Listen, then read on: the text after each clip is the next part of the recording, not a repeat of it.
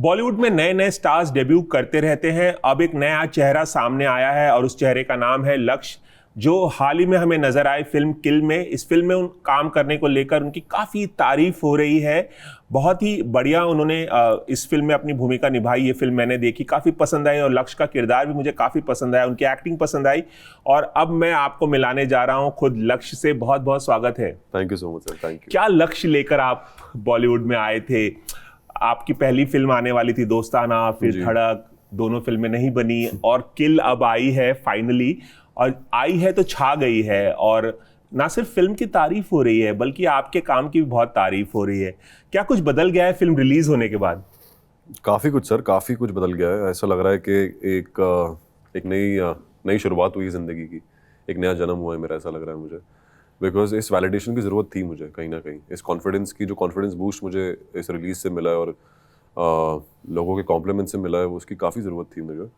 Because as rightly you said कि मेरी फिल्में एक पहले आई, फिर वो नहीं वर्कआउट हो पाई, फिर दूसरी फिल्म आई, वो भी वर्कआउट नहीं हो पाई। तो कहीं ना एक मोरल डाउन होता है आपका, एक आर्टिस्ट का एक कॉन्फिडेंस डाउन होता है। तो इस फिल्म से मुझे लगता है कि मेरी नई शुरुआत होने वाली है, एक सेकंड इनिंग्स की शुरुआत होने वाली है।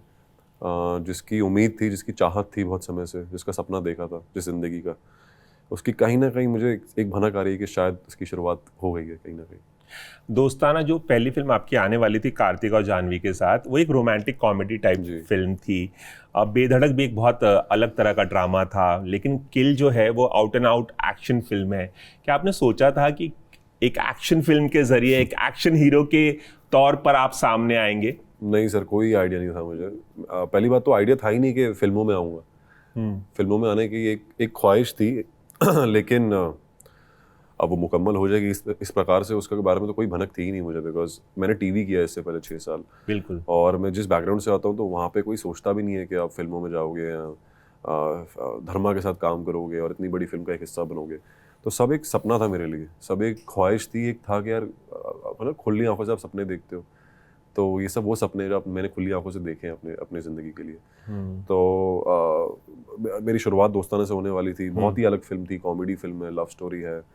वो नहीं हो पाई, कुछ हो नहीं पाया उस फिल्म का। उसके बाद बेधड़क आई, उसका भी पोस्टर, हाँ उसका सिर्फ पोस्टर आया, लेकिन फिल्म का कुछ आगे नहीं बढ़ा। तो कितना फ्रस्ट्रेटिंग पीरियड था आपके लिए ये वेट एंड वॉच करना कि आपकी फिल्में अनाउंस हो रही हैं, एक फिल्म तो शूटिंग भी शुरू हो चुकी थी लेकिन फिर शेल्व हो गई।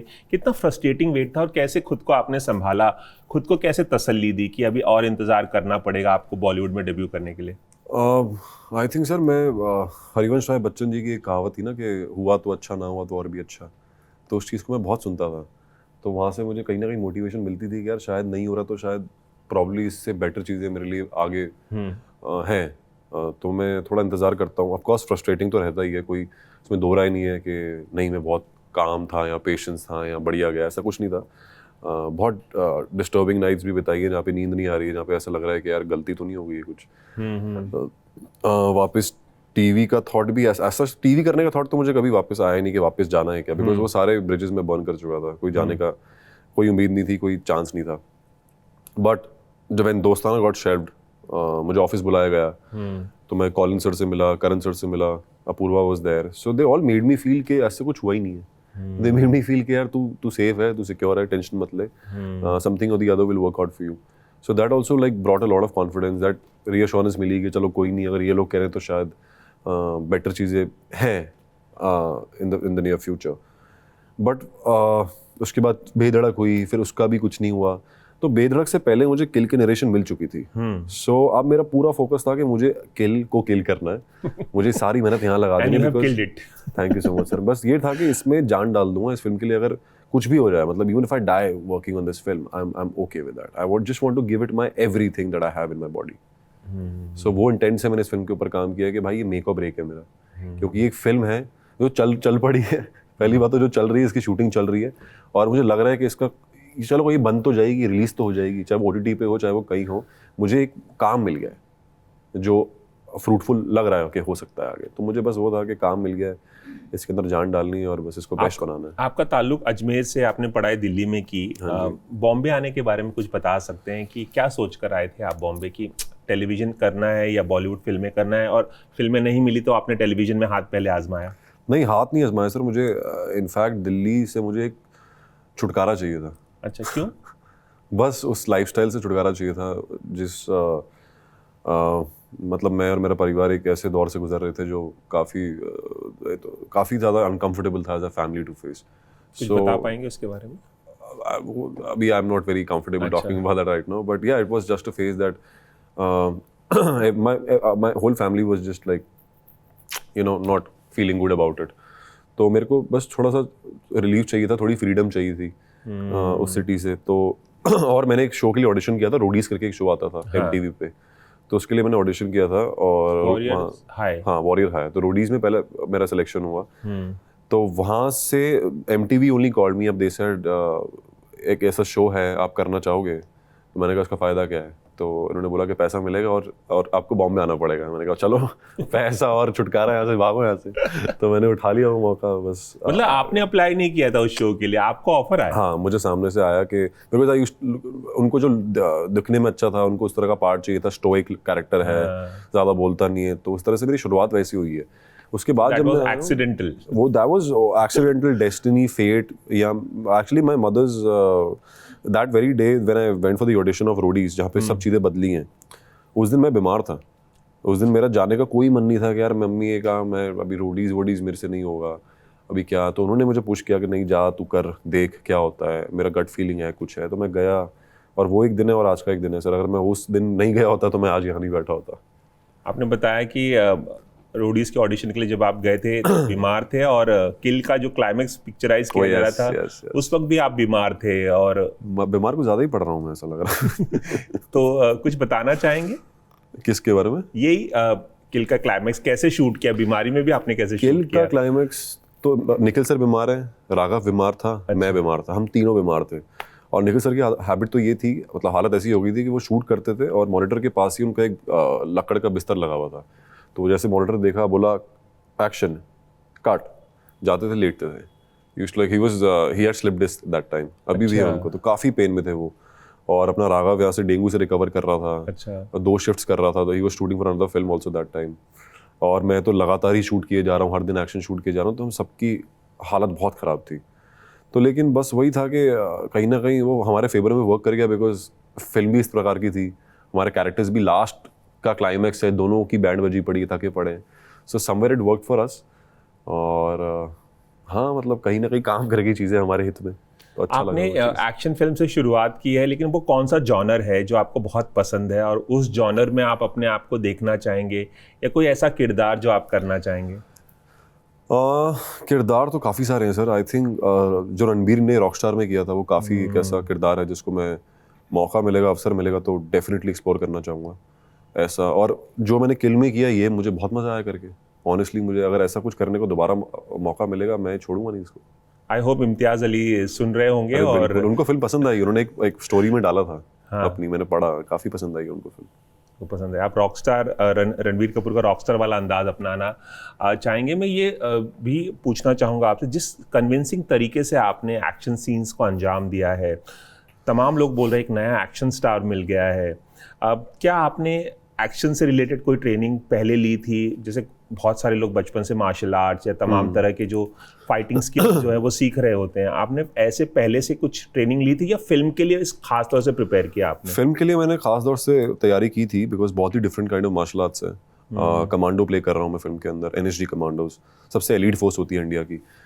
वो तो फिजिकल एस्पेक्ट एक चीज़ है। देखो, काफ़ी जब हम मुंबई आते हैं तो मैंने भी ऐसी क्लासेस ली है जहाँ पे एक्टिंग के साथ आपको डांस भी सिखाया जा रहा है, जहाँ पे आपको मार्शल आर्ट भी सिखाया जा रहा है। बहुत सारे इंस्टीट्यूट ऐसे हैं, म्हाडा जाओगे तो वहाँ पे सब सिखाया जा रहा है। लेकिन मेरा अप्रोच बहुत डिफरेंट था इस फिल्म के लिए, एक्शन को लेके। मुझे सिर्फ कहते हैं ना, कूल लगने के लिए या एक दिखाने के लिए कि देखो मैंने कितना तगड़ा एक्शन किया है, वो करने का मेरा कभी उद्देश्य था ही नहीं। मैं बहुत क्लियर था कि मुझे एक्शन को रियल बनाना है और एक्शन के पीछे इमोशन डालना है। मतलब जैसे विकी ने फिल्म देखी, विकी कौशल, वो मेरे पास आए, उन्होंने बोला कि तेरे हर एक घूंसे में एक इमोशन दिखाए। सो मेरा वो थॉट था कि अगर मैं मार रहा हूँ किसी को फिल्म के अंदर, तो वो सिर्फ ऐसा लगना नहीं चाहिए कि उसने मार रहा है, कि मार दिया। इट शुड, मतलब कुछ ना कुछ लैंग्वेज, कुछ ना कुछ एक्सप्रेशन निकलना चाहिए। बिकॉज मेरे पास फिल्म के अंदर कुल मिला के 5 या 6 डायलॉग्स है, उससे ज्यादा है नहीं। तो सारा मुझे चेहरे से, अपने मुक्कों से, अपनी बॉडी से, अपनी आंखों से दिखाना था। तो वो तभी हो सकता है जब आप बहुत ही इंटरनलाइज चीज़ों को करोगे और उस चीज़ को बाहर लाने की कोशिश करोगे। तो मेरा प्रोसेस इंटरनल ज़्यादा था और एक्सटर्नल आई थिंक थोड़ा कम था। मुझे सबसे फैसिनेटिंग चीज़ ये लगी फिल्म की कि पूरी फिल्म को एक ट्रेन में सेट किया गया है। ट्रेन में हम बहुत सारे सीक्वेंसेस देखते हैं, बहुत वक्त से हम देखते आ रहे हैं, लेकिन पूरी की पूरी फिल्म ट्रेन में है और सारा का सारा एक्शन शुरू से लेके अंत तक फिल्म चलती ट्रेन के अंदर हो रहा है। मैं जानना चाहूँगा बतौर एक्टर आप लोगों के लिए कितना आसान या मुश्किल था, क्योंकि ट्रेन एक ऐसी जगह होती ना ठीक से चलने की जगह होती है ना खड़े होने की जगह होती है। ऐसे में आप लोगों ने जो एक्शन किया और इतने सारे लोग डब्बे में सवार हैं, 40-50 लोगों को आप मार रहे हैं, कितना इनकन्वीनियंट था? काफ़ी सर, काफ़ी ज़्यादा चैलेंजिंग था। इसलिए नहीं कि स्पेस छोटी है या कुछ है, इसलिए कि बिकॉज इतने सारे लोग हैं और जिस इंटेंसिटी से घूसे लाते चल रही थी उस ट्रेन के अंदर, अगर किसी को लग जाएगा तो इसको बहुत सीवियर इंजरीज भी हो सकती है। सो इसलिए ज़्यादा चैलेंजिंग था। और आपके कुछ चोट वोट लगी? बहुत चोटें लगी हैं मेरे को, कम से कम लगभग हर दिन चोटें लगती थी मेरे को। अच्छा। मैं किसी को बता भी रहा था कि चोटें जो घाव थे बड़े वफादार थे, बहुत ही वफादार थे। कभी छोड़ते नहीं थे, कभी नाक यहाँ लग गया, कभी नाक पे लग गया। एक दिन किसी ने आँख पे मार ही दिया, घूसा ही मार दिया, तो ये पूरा सूजा हुआ था। फिल्म के साथ जेल भी कर रहा होगा वो। मेरे को था ठीक है, इसमें कोई फर्क नहीं पड़ रहा है, ऐसी फिल्म है कि थोड़ी बहुत मार खा सकते हैं। अच्छा। हाँ जी। और सबसे फेवरेट सीन आपका ट्रेन सीक्वेंस? ट्रेन सीक्वेंस मुझे लगता है क्लाइमैक्स का, जहाँ मैं बेनी को लाइटर मारता हूँ से लेके अंत तक का जो पूरा पोर्शन था, वो काफ़ी मज़ा आया मुझे शूट करने में। बिकॉज वो पूरा वन टेक हमने शूट किया था। ऑफकोर्स फिल्म के अंदर आपको कट्स दिखेंगे उसके अंदर, लेकिन वाइल शूटिंग सर ने पूरा एक बार में शूट करवाया था हमसे। सो एक एक्टर के लिए क्या कहते हैं, इम्तिहान हो जाता है वो कि इतना लंबा सीन आपको इमोशन के साथ, फिजिकलिटी के साथ डिलीवर करना है। तो जब वो पूरा सीन अच्छा निकल के आता है, आप देखते हो तो आपको लगता है अरे यार अच्छा काम किया हमने। तो वो काफ़ी इंटरेस्टिंग था मेरे लिए। ट्रेन के साथ हम सबका कोई ना कोई नॉस्टैल्जिया जुड़ा होता है। जब बचपन में मैं ट्रेन से अपने गांव जाया करता था, मध्य प्रदेश जाता था, तो हमेशा मुझे बहुत फैसिनेटिंग लगता था और मुझे लगता था कि मुंबई के बाहर इतनी ज़मीन भी है, इतने पेड़ पौधे भी हैं, इतने खेत भी हैं, पहाड़ भी हैं। हमेशा मुझे वो चीज़ बहुत फैसिनेटिंग लगती थी, जिस तरह से ट्रेन मूव करती थी और जिस तरह से बाकी चीज़ें, ऐसा लगता था बाकी चीज़ें पीछे की तरफ भाग रही हैं। तो मुझे बहुत ही अलग एक एक्सपीरियंस आता था जब भी मैं बचपन में गांव जाता था। तो आपका कुछ ऐसा नॉस्टैल्जिया है ट्रेन के साथ? आपने भी ट्रेन में बहुत ट्रैवल किया होगा, आई एम श्योर। ट्रेन का नॉस्टैल्जिया ऐसा तो है नहीं। आई रिमेम्बर कि हम लोग बोधगया जा रहे थे, पटना। तो मेरे दादाजी के श्राद्ध के लिए हम शायद, correct me if I am wrong, हम श्राद्ध के लिए जाते हैं ना बोधगया। हाँ, तो उसके लिए हम लोग गए थे। तो और हमारी जो जर्नी थी वो कुछ 1 या 1.25 दिन की थी। लेकिन तीर्थ भी है काफी, तीर्थ या किसी चीज़ के लिए तीर्थ यात्रा के लिए जा रहे थे किसी चीज़ के लिए। तो वो जो सफ़र था वो 1 या 1.5 दिन का था, वो बन गया था 3 दिन का सफ़र। बिकॉज कुछ पटरी के ऊपर कुछ प्रॉब्लम हो गई थी, कुछ टेक्निकलिटी का इशूज आ गया था, इसलिए हमारा जो सफ़र था वो 1 या 1.5 दिन से 3 दिन का चला गया था ट्रेन के अंदर। और मुझे याद है कि जो हमारी मासी थी जो, तो उन्होंने हमें ना ऐसे बक्से में भर के ऐसे कुछ 15 या 20 पराठे दिए थे। बोला था कि अपने सफ़र पे खा लेना। तो हम लोग बड़े कूल बन रहे थे, हमने कहा कोई खाना वाना नहीं खाएगा ट्रेन पे, 1 दिन का सफ़र है, निकल जाएंगे आराम से। लेकिन वो पराठे सर आपको बताऊं, वो पूरी ट्रेन में बटे हैं। अच्छा। बिकॉज किसी के पास खाना था नहीं, पानी है नहीं, 3 दिन से ट्रेन के अंदर बैठे हैं, तो सबको हमने वो पराठे खिलाए, 15 के 15 पराठे। और फेवरेट मोड ऑफ ट्रांसपोर्टेशन क्या है आपका?